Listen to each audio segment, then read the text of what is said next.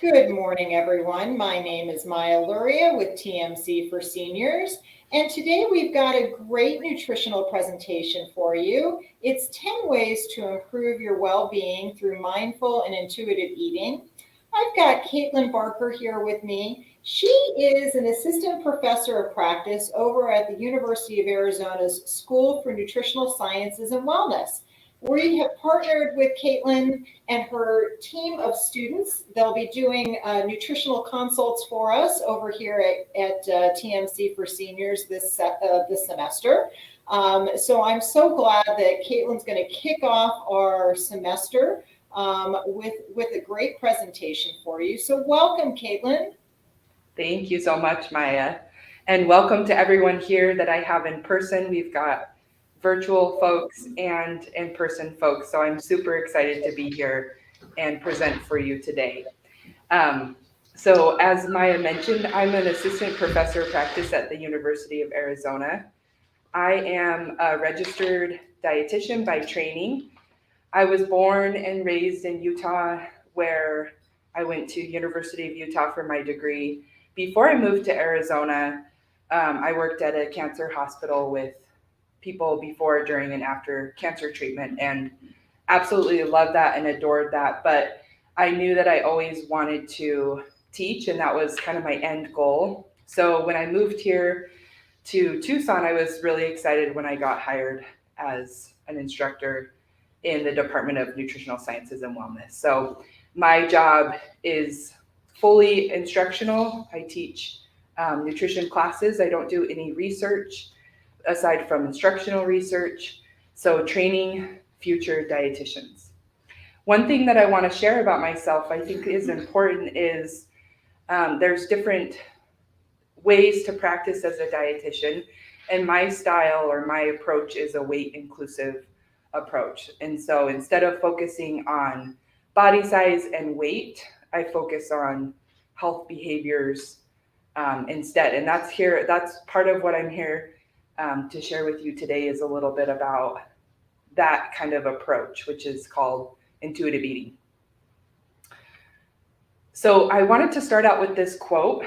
It says, "If the focus of nutrition is all about weight, there's an inherent conflict, as weight loss is all about cutting things out, while good nutrition is all about adding things in."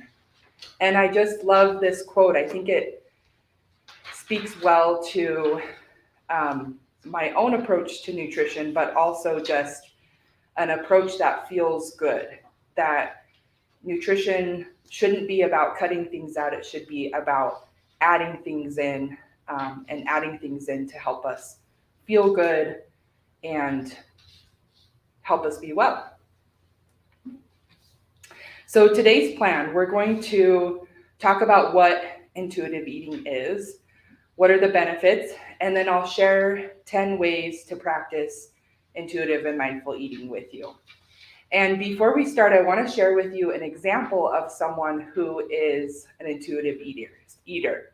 So it's someone I know, and this person eats when they're hungry, stops when they're full, sometimes eats a lot for a meal, sometimes not very much.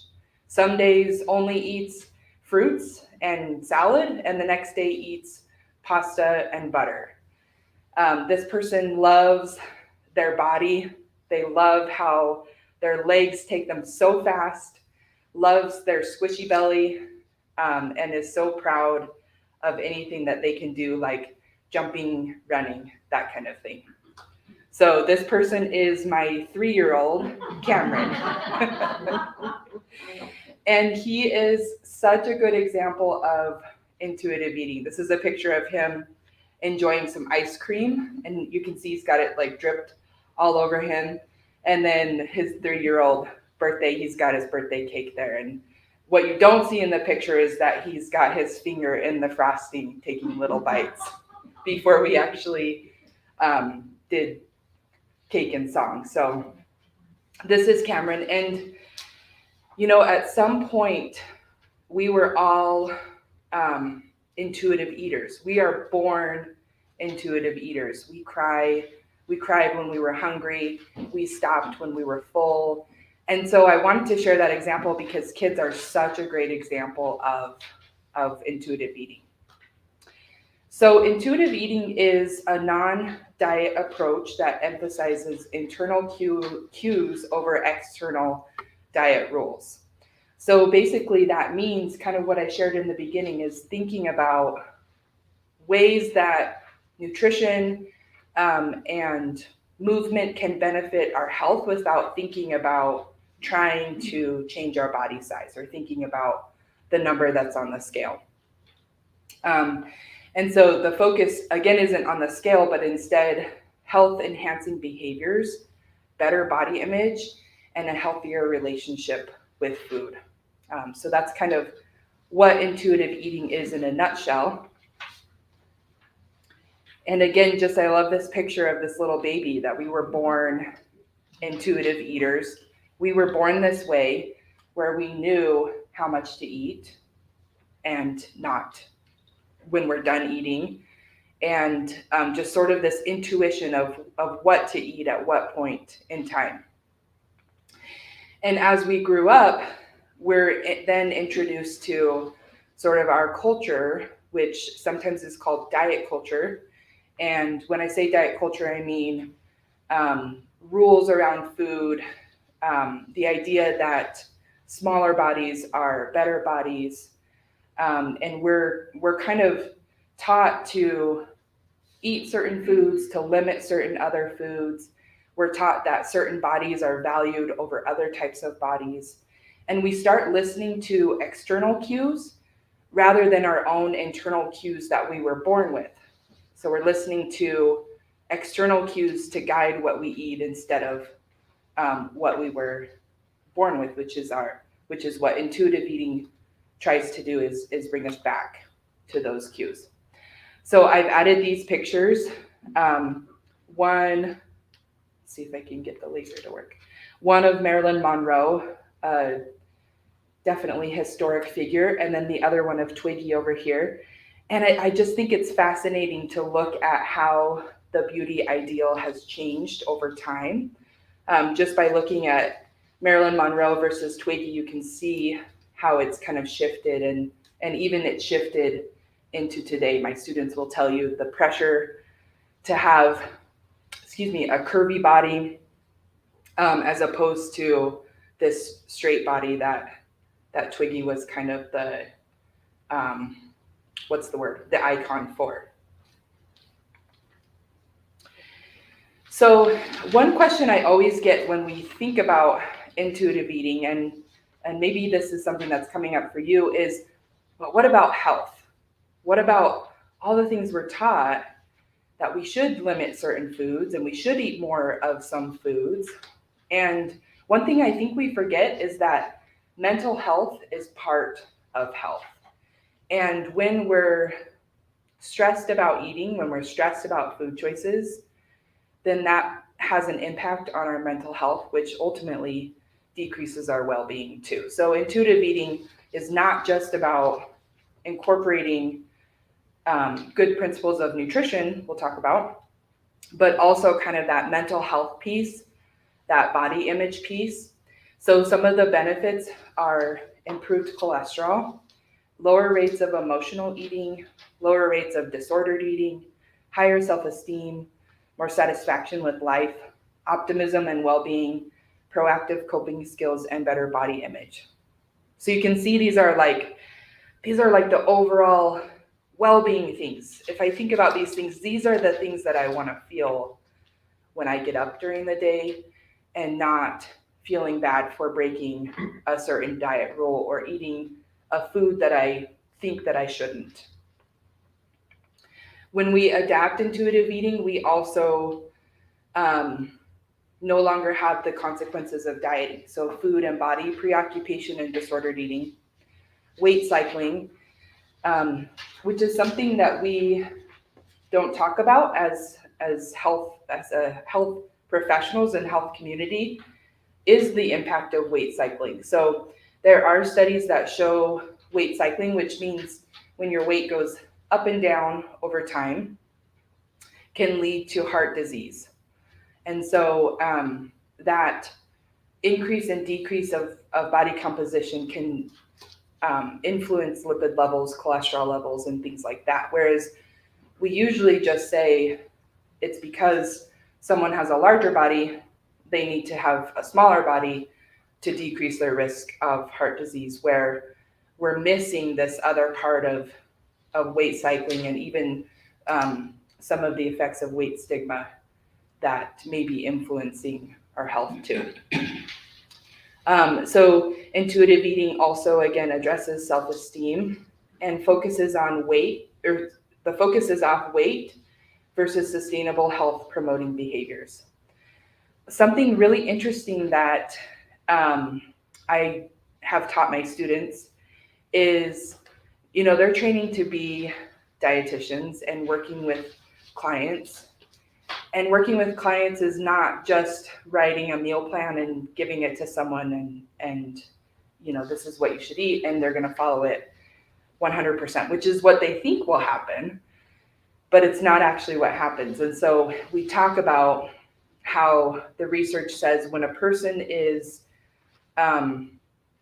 focused on well-being versus external outcomes like weight or blood sugar, when it's focused more on well-being and how I feel, then that person is more likely to continue with those behaviors. So that's something that I really want to emphasize, is kind of thinking about how things make me feel versus how does this influence an external factor.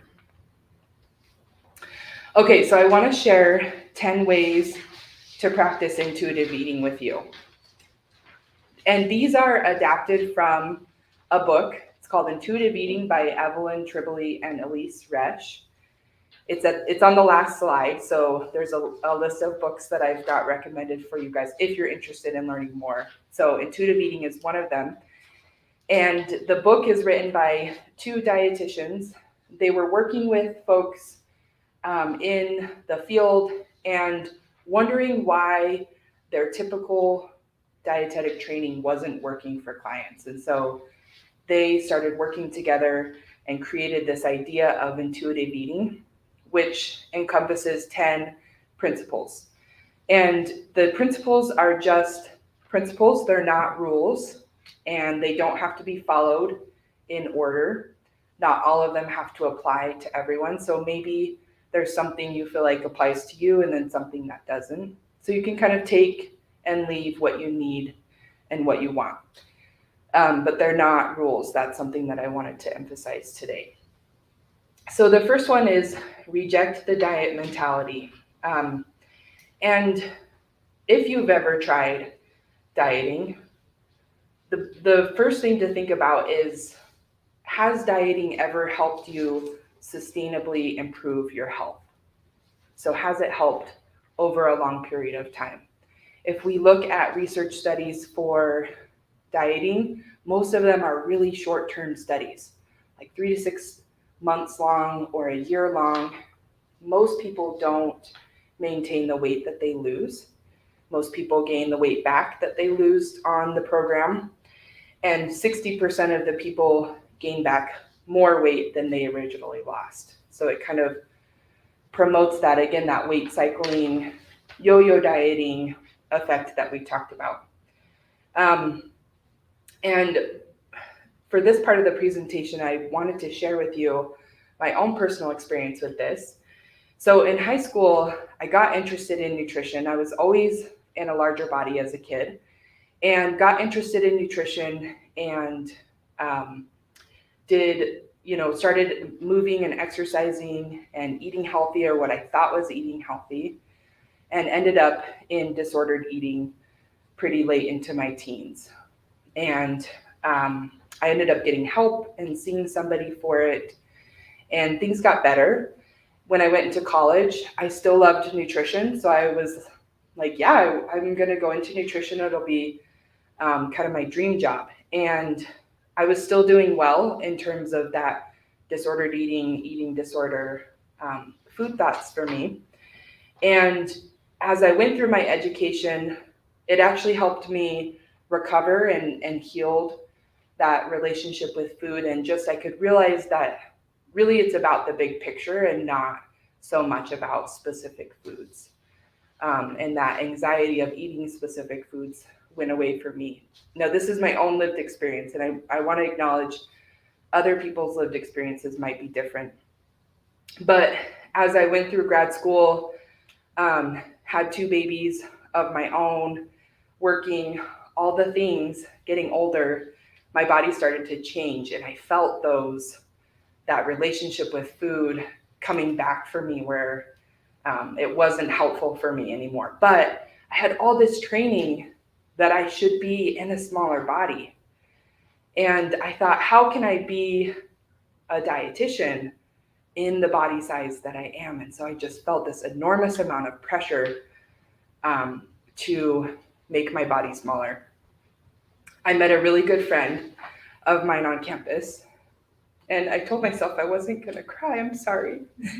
And It's okay. thank you. Take a deep breath. She changed my life. And I learned about intuitive eating and this research that says that most people cannot maintain weight loss. And just that enormous pressure was lifted, that it was okay to be in a different body size and that I could still be healthy in that body size. So that's part of my mission as a professional, is to share that with other people so that they know that it's okay too. So when I reflect on my own dieting experience, it has never sustainably helped me improve my health. It never helped me live a line in life with my values. It was tough to cook for my family, foods that my kids liked, that were foods that I could eat. And then, I was skipping out on pictures with my family, and those types of things were not in line with my values. It was not the life that I wanted to live. And so letting go of that certainly helped me come back to the life that was in line with my values. And then this last point, thinking has dieting, or that thought of being smaller, set you in a spiral of dieting, restricting, giving into a craving, shame and guilt, binging, and then starting all over again on Monday. And one thing that's true is that shame does not help our well-being, and shame is not a good motivator for taking care of ourselves and being healthy. So the second principle is honor your hunger. And this principle is one of my favorites, and one that I've felt through my own journey and recovery. If we think about a pendulum, if a pendulum swings one way, when we let it go, it's going to swing back the other way. And so it is true of eating. When we restrict or we ignore our hunger cues, oftentimes when we go then to eat, that pendulum swings back the other way, and we have that primal hunger, that drive to eat, and we often end up eating more than we need. And so then it kind of results in this swinging back and forth where we're not honoring our hunger cues, and so then we end up eating more than we need. Kind of this cycle of, then I feel discomfort, and then I feel yucky, and then I feel like I have to start over again. So very most important is to honor hunger and eat throughout the day. So if we could get like photosynthesis from the sun, if we're covered in plants and get energy that way, we could, but we're not. We are designed to consume food for energy. And something interesting to think about is how you notice you are beginning to feel hungry. So maybe you guys can give me some ideas. What are some things that you feel when you're beginning to feel hungry? My stomach growls. Stomach growls, yes. Does anyone's stomach not growl? Yes. Okay, so how do you feel hungry? I don't know, it's just more of a empty feeling in my stomach. It never growls.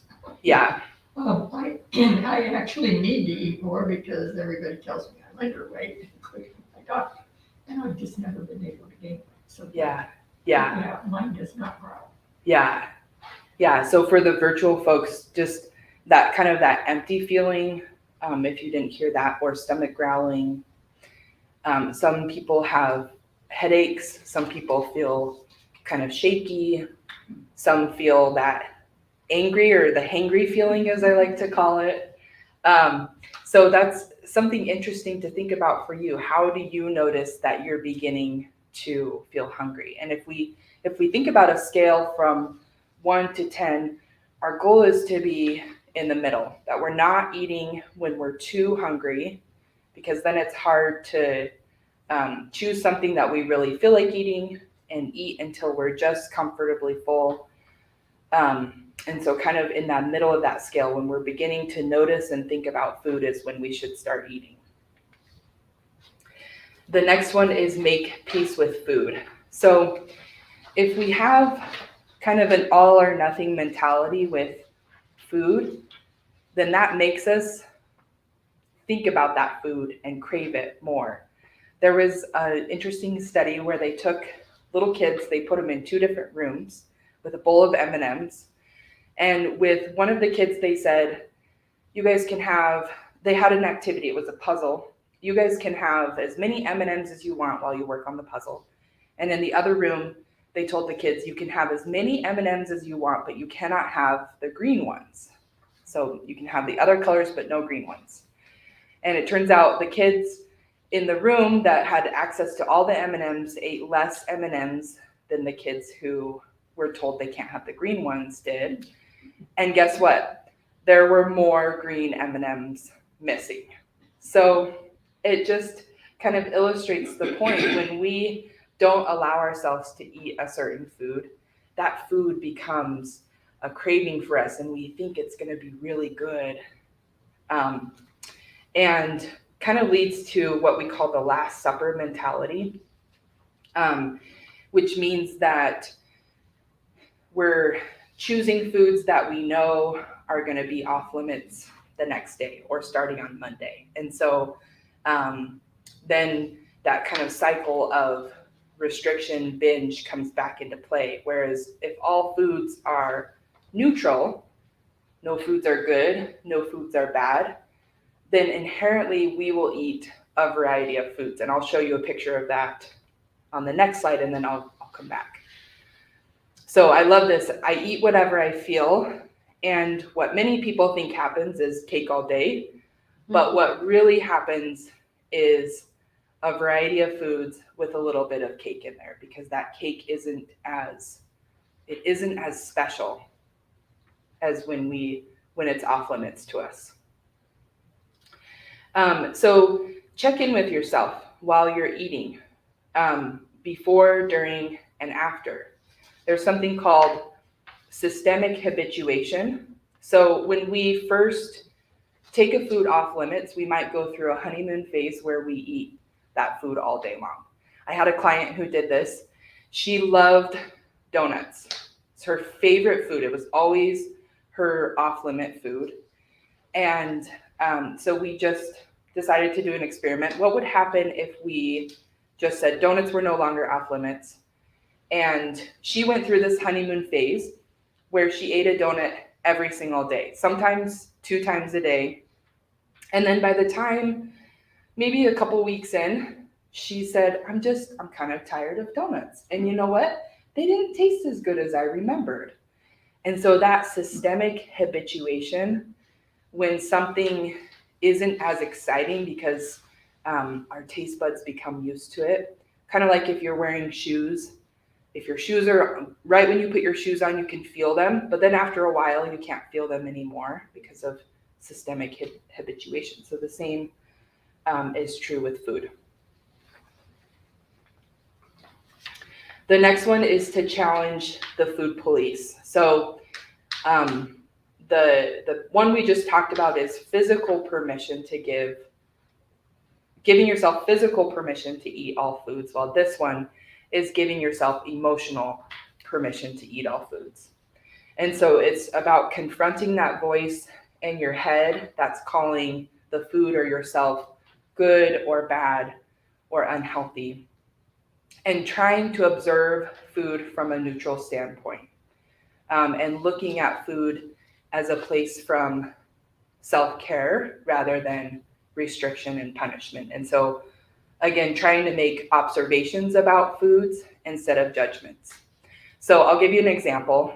And one of my clients, we talked about how she just feels like she always has to eat a salad with dinner because that's the only way she can get vegetables. And that was the quote healthy thing to do. And so we shifted and we tried to observe it from a neutral standpoint, taking that healthy part out of it. And she decided, I really don't like salad. It's not very tasty. I'm tired of it. So we experimented with some other fruits and veggies to add in and started thinking about how those foods made her feel as opposed to the motivation to eat them to be healthy. And she said, I skipped a couple of days without vegetables and I couldn't go to the bathroom. So that's motivating me to eat vegetables, to keep that fiber and to keep things regular. And so that's an example of an observation that she made, that fruits and vegetables, the fiber helps her feel better because she can go to the bathroom every day. And using, you're fine. I thought I turned it off. You're totally fine. Using that as a motivation for eating rather than just eating it because we think it's the right thing to do. Does that make sense? All right, number 5 is to respect your fullness. So you can ask yourself, at what point are you satisfied but not stuffed during a meal? What point do you feel like you've had enough but your button is not exploding? And respecting fullness comes after honoring hunger, because again, it's such a challenge to honor our fullness when we sit at a meal ravenous.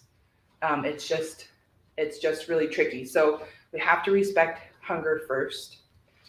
But this is where mindfulness skills can come in handy. And so I have a couple of mindfulness ideas to share with you. Mindful eating is about tuning into senses while eating. So I think a lot of times we forget or we don't give food enough credit for being pleasurable and sometimes even the highlight of our day, right? And that's okay. That's really cool to do. So these exercises are some ideas to help you kind of be mindful while eating so that you can pay attention to those fullness skills. So the first one is a 15-minute rule. If you feel like eating, you're not sure if you're hungry, wait 15 minutes, do something else, and then come back. And if you are hungry, eat. Give yourself permission to eat if you're still thinking about food at that point. But sometimes we feel hungry and there's something else we need.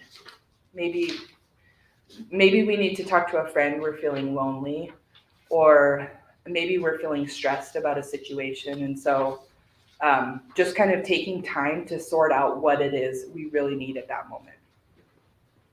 The next one is the hunger scale. So again, that scale from 1 to 10.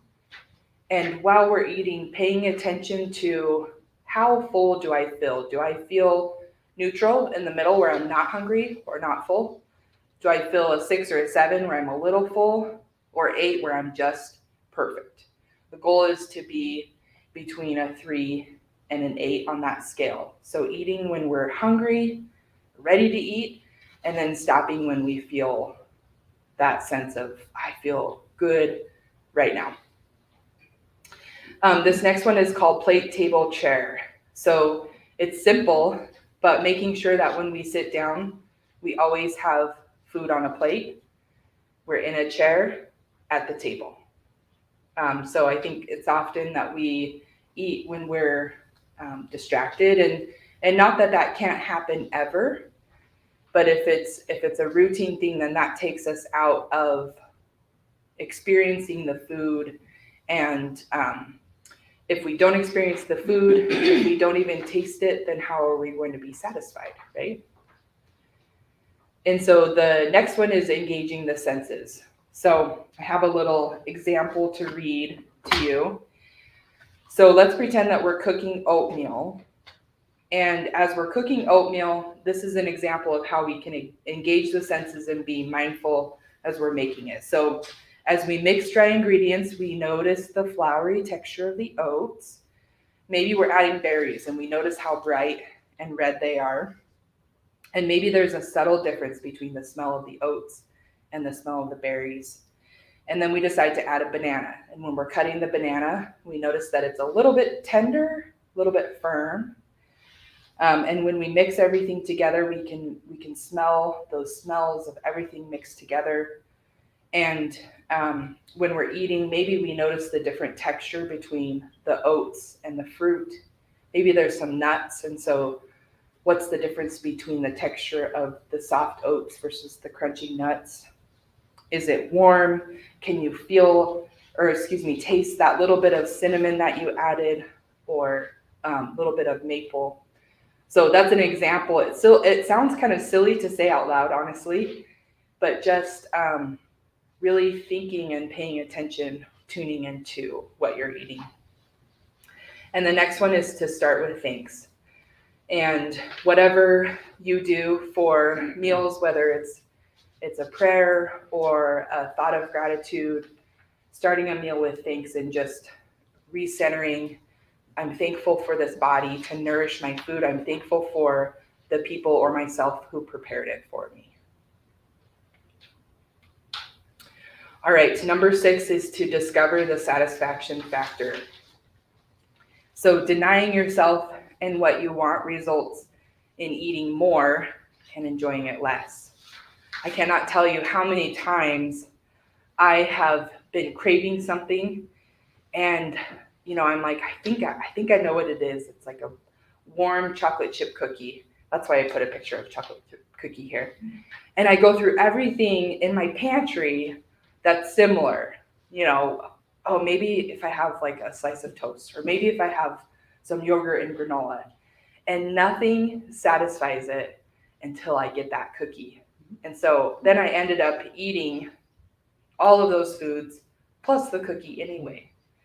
So if we really feel like something, if we have a craving, it's okay to honor that craving and give yourself permission to have it. So again, then tuning and enjoying the experience of the taste, the texture, the smell, the temperature, and the appearance really gives us that satisfying feeling when we eat a meal.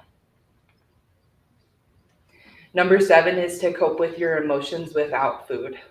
And the idea is to ask yourself what you need right now if you have that feeling to emotionally eat. Now, one thing I want to say is that emotional eating is not bad, but it means that if we're doing a lot of emotional eating, maybe we need other tools in the toolbox to help address those emotions. And so food can bring comfort, and that's okay. But then also, what kinds of other things can help us cope? Do we need distraction? Do we need support? Do we need to deal with our feelings? Do we need some type of self-care? So kind of stopping to ask yourself, what is really going on? Number 8 is respect your body. And I have, I think it's on the next slide. Yeah.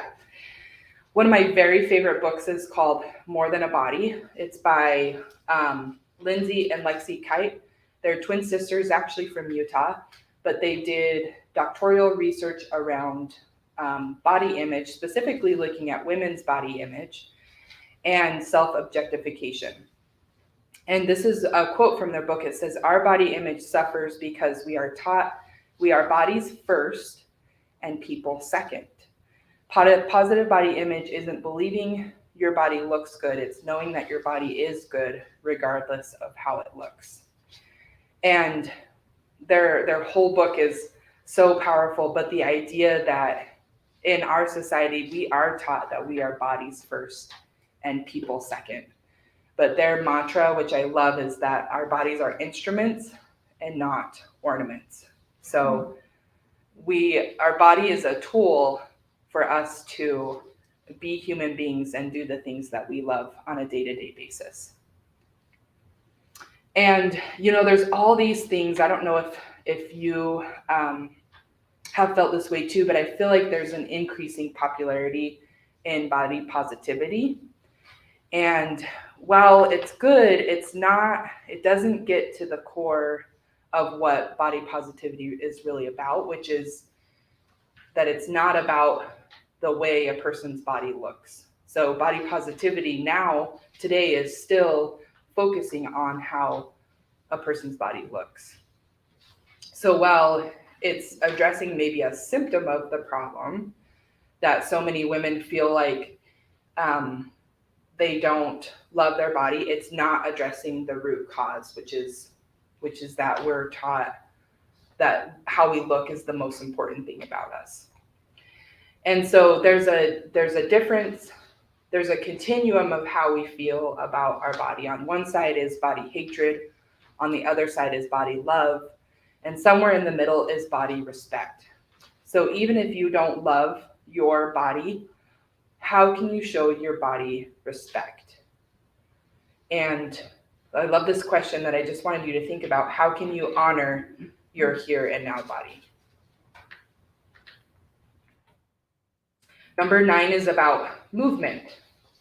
And I often use the word movement in place of exercise because exercise is used as kind of that punishing way to exercise, or what am I trying to say? Shrink the body. So instead moving, because movement feels like you're doing it with a purpose to enjoy and doing something you like doing and having fun doing it. So this principle is about shifting away from external cues. So how many steps did I take? How many calories did I burn? To internal cues. How do I feel inside my body after I do some movement? And moving considers the following. So rejuvenating rather than depleting the body, enhancing the mind-body connection, alleviating stress, and providing enjoyment and pleasure. So remember, when we think about health behaviors in that way of how it feels inside of us, then we're more likely to stick to it. We're more likely to do it as opposed to those external measures. These are some questions you can use when you're thinking about types of movement. How does it feel to me? Would I do this if my weight didn't change? What are the health benefits? Is it fun? Do I enjoy it? Am I comfortable? How does it feel if I choose to rest? The last principle is number 10, which is honor your health with gentle nutrition. And this principle is last on purpose because it does focus on those nutrition things that you've heard. For example, eating more, fruits and vegetables can decrease the risk of cancer or heart disease. So those things don't go away, but they're last because we have to do all the other things, honoring our hunger, honoring our fullness, stopping the food police before we can get to this place where we can incorporate these instrumental foods, is what I call them. So intuitive eating doesn't totally ignore nutrition, but it focuses on the big picture of health instead. So progress versus perfection. One meal is not going to make or break health. It's about the bigger picture instead. And thinking about how food feels in your body.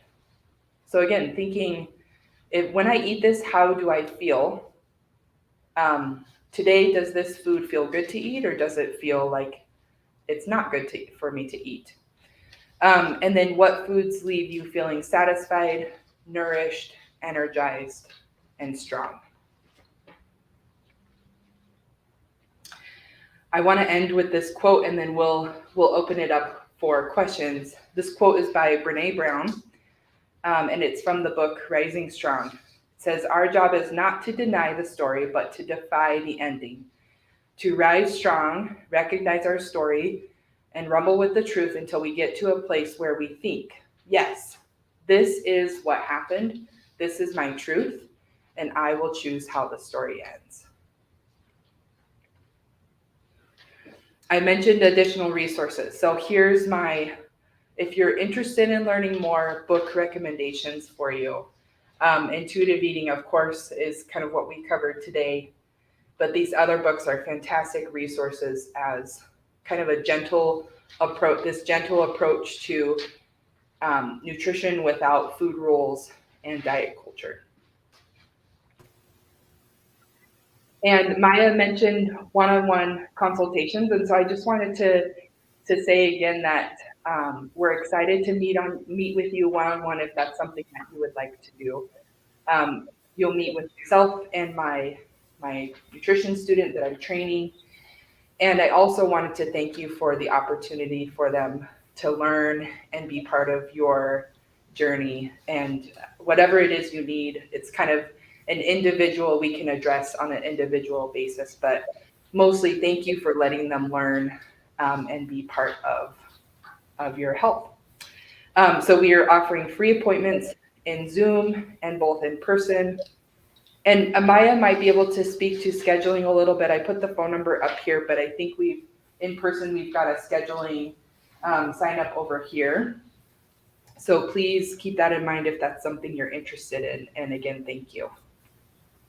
So thank you so much, Katelyn. So yes, for the appointments, I also usually share that the students these are seniors that are getting ready to graduate. And so this is a way for them to start working one-on-one with folks because they need that practice in, once they graduate in whatever they end up doing. So it's a really wonderful way. The appointments are about an hour. And the students usually will call you in advance to sort of find out what your concerns are, right? So that they can come up with that nutrition plan. So yes, so we would love to be able to help Katelyn and her students with this. I always think it's great. It is free to do as well. So yes, you can certainly call our phone number, which was the 520-324-1960, and we'd be happy to make those arrangements for you. I did have a couple of questions, Katelyn, that came in. And this is a very different presentation, because it's really thinking about how you're eating, and it's just a different way to view things. How do you know if you are eating out of habit or whether, it's really a hunger pain? And how can we determine what those signals better, I guess? Yeah, so that's a great question. And did everyone in the audience hear the question okay? So sometimes when we're not thinking about our hunger cues, or if we are not eating on a regular basis, we actually lose that hunger, that physical hunger pang. And so then we have to kind of eat by the clock and eat every 3 to 4 hours. And eventually those hunger cues will come back and we'll feel those again. But Maya, also to address the question, I think just maybe someone feels hunger differently. We talked about some people not feeling hunger pangs and some people do. And so maybe hunger presents differently. Maybe there's not hunger at all. And then thinking, is there something else going on that I need addressed? Do I feel like eating for a feeling rather than because I feel like I need some energy? Right. Okay. And then I guess the same would the same holds true for whether you're full or whether you've satisfied your hunger, right? Yeah. As far as, Yeah, and that takes some experimenting. Just in this process, there's going to be times where it's like, oh gosh, I ate too much. And that's okay. It's about approaching that from a neutral place, not judging it. But then there's times maybe it's like, I should have eaten a little bit more. So again, just taking that as a learning experience. Next time I need a little more food. And each person has a different amount of food that they need. So just like we all have different shoe sizes, we all have different amounts of food that we need. And so it's really about practicing and finding the amount that you need to feel like it can carry you through for 3 or 4 hours until your next meal. okay. And I did just have a question come in asking about sugar cravings. What can you do about that? My number one tip for eating less sugar is to bake cookies. Because again, it's that idea that if we are craving sugar, that means it's forbidden, and it's more tempting to us than we want it to be. And so maybe eating some sugar will do the trick. So, I mean, everything in moderation, right? I mean, that's Right. But the point being, if something's not off limits, then we naturally will eat that food in moderation. Okay, that's great. And yes, I mean, and sometimes I hear we'll have a little piece of dark chocolate or something like that. But this is really changing how you think about it. I can tell, so have a cookie. That is what you're saying, or at least bake some cookies. The smell of cookies also may help. I think just because it's such a great smell to have. Yeah. Big picture. Right, exactly. Okay. I don't know if there are questions in the audience, but please feel free to hand it over to the audience. I want to thank everyone for being here today. And we will see you again next week. Our next presentation is actually on advances in treatment for prostate. That will be on next Tuesday, September 20th. So please feel free to join us for that as well. And we look forward to seeing everyone then, and thank you for joining us.